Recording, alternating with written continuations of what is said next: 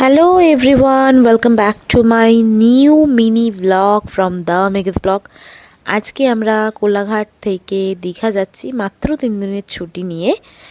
আমার গন্তব্যস্থল বর্তমানে দীঘা, আর বর্তমানে আমি রয়েছি চণ্ডীপুরে একটা ব্রিজের উপর। এখান থেকে নৌকোটা দেখতে ভীষণ ভালো লাগছিল, বাট নদীটার নাম জানি না।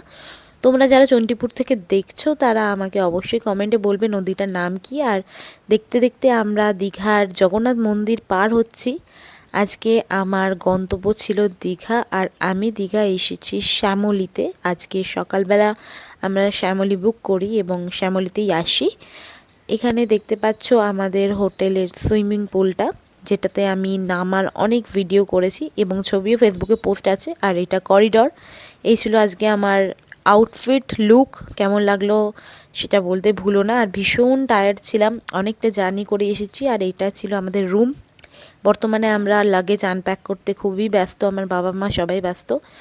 দেখা হচ্ছে নতুন আরেকটা ব্লগে। এটা ছিল আমাদের ওয়েলকাম চা বলতে পারো। টাটা।